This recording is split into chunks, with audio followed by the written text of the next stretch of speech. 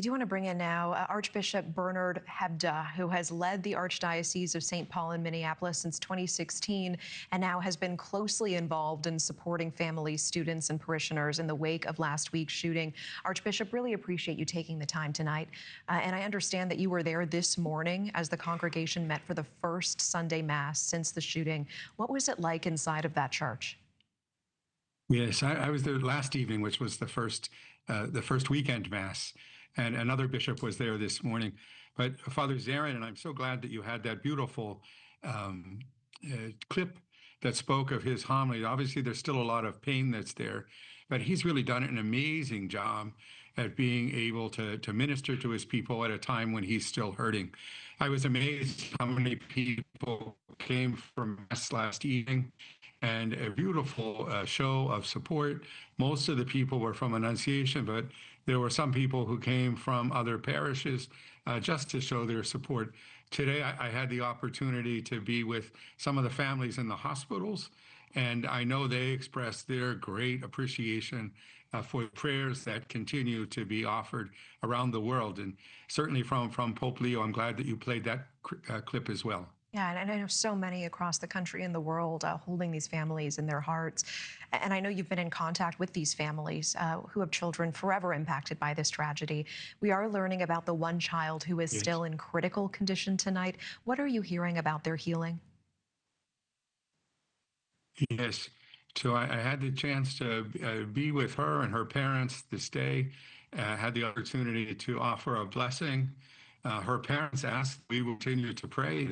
They're a Greek Orthodox family, and they were very pleased that they've heard that there are prayers that are being offered on Mount Athos for their daughter Sophia. And they said, please be sure to mention her by name. They really would appreciate those prayers. We are all praying for Sophia, certainly tonight. And we were just listening to the Pope's comments calling for an end to what he calls the pandemic of arms, large and small.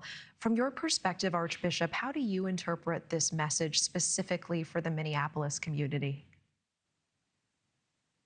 Yes, I think we've been really reflecting in these last days about how important is prayer. That's why it was so important for us to come together for Mass.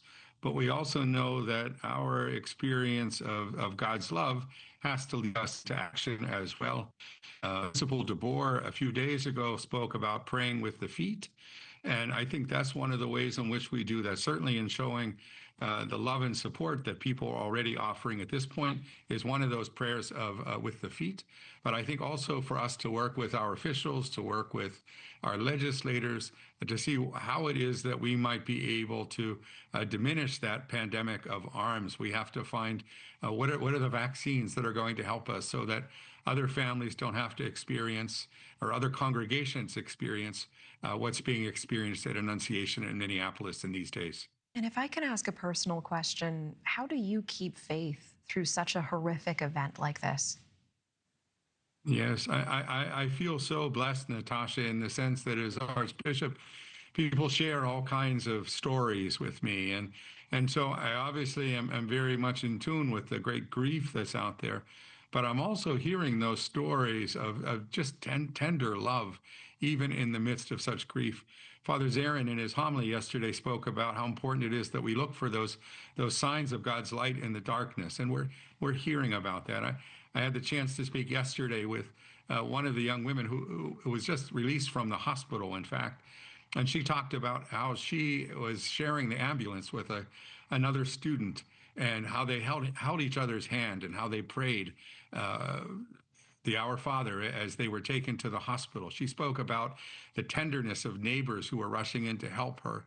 All of those things, Natasha, tell me that even in the midst of such darkness, that God is really present, and that we have to help each other to see God's love and to experience God's love. I really appreciate you sharing those stories with us. Archbishop Bernard Hebda, thank you so much for being here tonight. Thank you for your time. Thank you, Natasha. Thank you for watching. Subscribe below and download our NewsNation app right now on your phone, and you will get fact-based, unbiased news for all Americans.